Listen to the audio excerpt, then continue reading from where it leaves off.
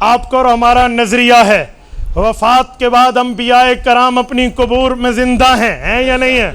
ہاتھ کھڑا کیجیے عقیدہ حیات النبی پر. عقیدہ حیات النبی غیرت سے جواب دیجیے. حیات النبی. ہاتھ کھڑے کر کے مجھے جواب دیجیے ایک بار پھر. عقیدہ حیات النبی، عقیدہ حیات النبی.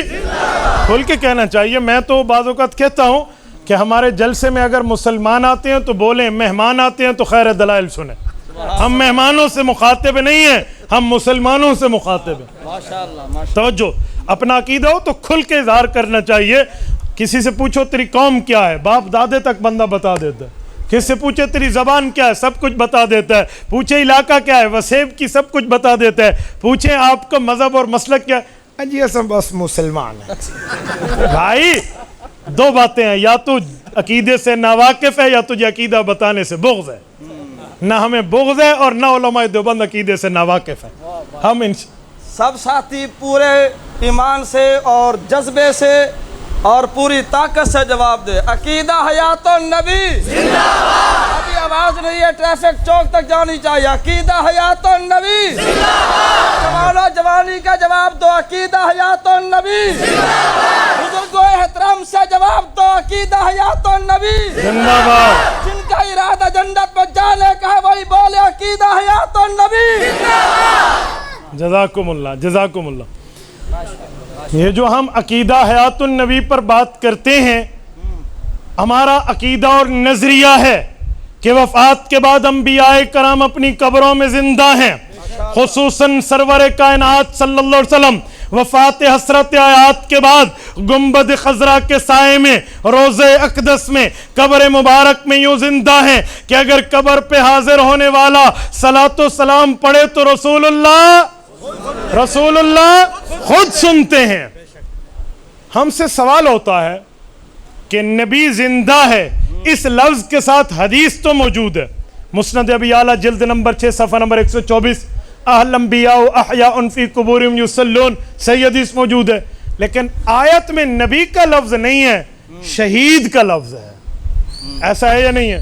سورۃ بقرہ آیت نمبر 154 وَلَا تَقُولُوا لِمَنْ يُقْتَلُ فِي سَبِيلِ اللَّهِ أَمْوَاتٌ بَلْ أَحْيَاءٌ وَلَكِنْ لَا تَشْعُرُونَ.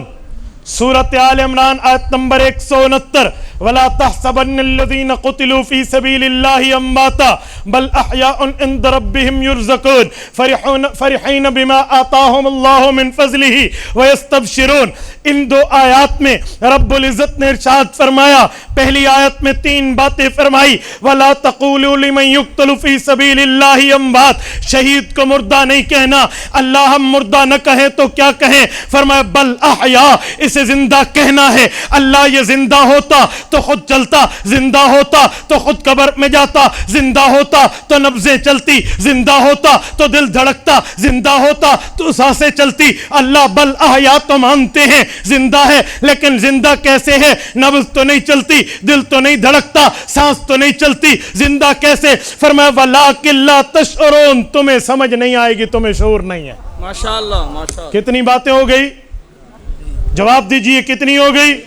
پہلی بات وَلَا تَقُولُوا لِمَنْ يُقْتَلُ فِي سَبِيلِ اللَّهِ أَمْوَاتٌ، مردہ نہیں کہنا. اللہ کیا کہیں؟ بل احیاء، زندہ کہو. اللہ زندہ کیسے ہے؟ نظر تو نہیں آتا. وَلَٰكِن لَا تَشْعُرُونَ، تمہیں شعور نہیں ہے، سمجھ نہیں آئے گی. آج جو بندے کہتے ہیں نا کہ ہم قرآن مانتے ہیں، وہ ان تینوں لفظوں کے پے در پے انکاری ہیں. اللہ فرماتے ہیں وَلَا تَقُولُوا لِمَنْ يُقْتَلُ فِي سَبِيلِ اللَّهِ أَمْوَاتٌ، مردہ نہ کہنا. ان کا سارا دن لگتا ہے مردہ ہے مردہ ہے. اللہ فرماتے ہیں بل احیاء، زندہ کہو. ان کا سارا دن لگتا ہے زندہ نہیں ہے، زندہ نہیں ہے. اللہ فرماتے ہیں وَلَٰكِن لَا تَشْعُرُونَ، تمہیں سمجھ نہیں آئے گی. یہ ہمیں کہتے ہیں مناظرہ کرو اور سمجھا کے دکھاؤ. ایسی بات نہیں. ہاں جی مناظرہ کرو جی، سمجھا کے دکھاؤ. میں مناظرے سے پیچھے ہٹنے والا نہیں ہوں. یاد رکھے میں ایک جملہ کہتا ہوں، اس دھرتی پر، اس کرۂ ارض پر، اس چمکتے ستاروں کے آسمان کے نیچے کسی ماں کی کوکھ نے وہ آج تک بیٹا پیدا نہیں کیا جو علماء دیوبند کو دلائل میں پھنسا جائے.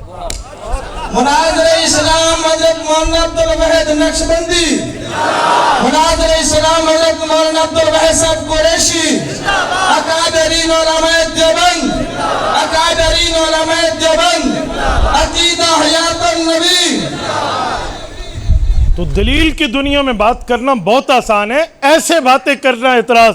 سنیے ذرا، تو جب ہم یہ دلیل دیتے ہیں کہ رب نے فرمایا مردہ نہیں کہنا، رب نے فرمایا زندہ کہنا ہے، رب نے فرمایا تمہیں سمجھ نہیں آئے گی مانو. ایک بندہ مجھے پوچھنے لگا مولانا سمجھ کیوں نہیں آئے گی؟ میں نے کہا پتر بعض چیزیں ایسی ہوتی ہیں سمجھ نہیں آتی ماننا پڑتا ہے. کہتا ہے کوئی مثال؟ میں نے کہا تیرے کندھے پر کیا، اچھا چلو میں آپ سے پوچھتا ہوں، آپ کے کندھوں پر کیا بیٹھے ہیں؟ کیا بیٹھے ہیں؟ کیا بیٹھے ہیں؟ سب بتائیں کیا بیٹھے ہیں؟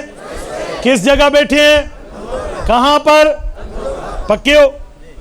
کہاں بیٹھے ہیں؟ کندھوں پر. آپ نے اوپر قمیض پہن لیا، اب فرشتہ چھپ گیا ہوگا. نہیں، دلیل دو، دلیل دو نا. آپ مجھے سمجھائیں. آپ کہتے ہیں جو چیزیں سمجھ نہیں آتی ہمیں سمجھاؤ. میں کہتا ہوں ذرا پہلے اپنے مونڈے کو حل کر چا اگلی گال بعد. ذرا کندھے پر دیکھتے ہیں. اگر کہتے ہو کندھے پر فرشتہ ہے، اوپر قمیض آئی ہے، بنیان آئی ہے، واسکٹ آئی ہے، کندھے پر چادر آئی ہے، فرشتہ کہاں گیا؟ عقل نہ پیش کرنا، نص پیش کر رہا ہوں، قرآن اور حدیث دینا. ماشاءاللہ بہت خوب. اچھا جب بچے کو بندہ یہاں بٹھائے، فرشتے دی باہاں تے بیٹھتی ہیں پوتر. پولیس والے تفتیش کے لیے الٹا لٹکاتے ہیں، فرشتہ کہاں جاتا ہے؟ نہانے کے لیے شاور آن کرتے ہو، فرشتہ کہاں جاتا ہے؟ سوئمنگ کے لیے نہر اور دریا میں جاتے ہو، فرشتہ سج ویندے سنہ تھیندے کہاں جاتے ہیں؟ سمجھاؤ. کہتے ہیں سمجھ کوئی نہیں آندی با اللہ دا آکھا ہے منو. تے میرا پوترا اتھا ہی سمجھ کوئی نہیں آندی، اللہ آکھا زندہ ہے منو. تو یہاں بھی اللہ نے کہا ہے نا کہ مانو، یہ بھی عقل کیوں پیش کرتے ہو؟ یہ میں نے صرف اس لیے سمجھایا کہ میرے جانے کے بعد آپ کو کوئی کہنا اجی دلیل ولیل کوئی نہیں دیتی ایویں آنکھس، اس لیے میں نے آیت پڑھ دی ہے. توجہ رکھنا، ہمارا نظریہ ہے انبیاء زندہ ہیں، لیکن قرآن کریم لفظ شہید کا دیتا ہے. اب سوال اٹھتا ہے کہ جب نبی کا لفظ حدیث میں تو آ گیا، قرآن کریم میں کیوں نہیں ہے؟ بھئی قرآن میں تو شہید کا ذکر ہے. ہمارے علماء ایک جواب دیتے ہیں کہ رسول اللہ بھی شہید ہیں، کیونکہ حدیث پاک میں رسول اللہ ظاہر کے اثر سے شہید ہوئے ہیں، اور ظاہر کے اثر سے شہید ہونے والا مسلم میں والمبتون شہید. بہت اچھا. ایک جواب، لیکن ایک جواب اس سے بھی زیادہ جاکوادن چس آ گئی ہے. توجہ رکھنا. ہم نے کہا سنو، ہم نے قربانی پہ بتایا تھا، قربانی میں ان اعضاء کو جن کو جانور کا کھایا نہیں جاتا، مثلا کھر ہے، بال ہے، اون ہے، کھال ہے، اللہ کے رسول نے ان کا ثواب بتایا ہے، لیکن گوشت کا ثواب نہیں بتایا جسے کھایا جاتا ہے. جواب تھا چھوٹے درجے کا ثواب بتایا جسے پھینکا جاتا ہے، بڑے درجے کا ثواب سمجھ آیا جسے کھایا جاتا ہے. کیوں جی؟ اوتی تو جوامع الکلم، حضور کو کلمہ جامعہ ملا ہے، لفظ ایک ہے، مطلب کئی آل ہوتے ہیں. نمازوں پر آئیں، جو بھول کے چھوڑی ان کا لفظ تو ہے، لیکن جو جان بوجھ کے چھوڑی ان کی قضا کا لفظ نہیں ہے. ہم نے کہا جو بھول کے چھوڑی یہ جرم چھوٹا ہے، جو جان بوجھ کے چھوڑی وہ جرم بڑا ہے. جب چھوٹے جرم کا جرم کا کفارہ بتایا کہ ان کی قضا کرو، تو بڑے جرم کا بطریق اولا سمجھ آیا کہ اس کی قضا کرنی پڑے گی. کیوں جی؟ اوتی تو جوامع الکلم، حضور کو کلمہ جامعہ ملا ہے، لفظ ایک ہے، مطلب کئی ال ہوتے ہیں. میں نے کہا اسی طرح قرآن کریم میں شہید کے لیے زندہ کی بات آئی ہے، نبی کا لفظ واضح نہیں ہے. اجی کیوں نہیں ہے؟ میں نے کہا اسی لیے کہ شہید کا درجہ چھوٹا ہے، نبی کا درجہ بڑا ہے. شہید کا رتبہ چھوٹا ہے، نبی کا رتبہ بڑا ہے. شہید کا مرتبہ چھوٹا ہے، نبی کا مرتبہ بڑا ہے. شہید کا درجہ چھوٹا ہے، نبی کا درجہ بڑا ہے. شہید مؤمن ہے، نبی ایمان ہے. شہید مسلم ہے، نبی اسلام ہے. شہید مذہب ماننے والا ہے، نبی مذہب لانے والا ہے. شہید قرآن پڑھنے والا ہے، نبی قرآن سنا کر اتار کے اللہ کے فرشتوں کا دیا ہوا تمہیں پہنچانے، سنانے، بتانے، سمجھانے والا ہے. تو رب العزت نے شہید کا ذکر کیا، چھوٹے کی حیات بتائی، نبی کی بڑی حیات خود بخود سمجھ آئی. بھئی کیوں؟ اوتی تو جوامع الکلم، پیغمبر کی ذات کو کلمہ جامعہ ملا ہے، لفظ ایک ہوگا مطلب کئی ہوں گے. تبارك الذي نزل الفرقان على عبده ليكون للعالمين نذيرا.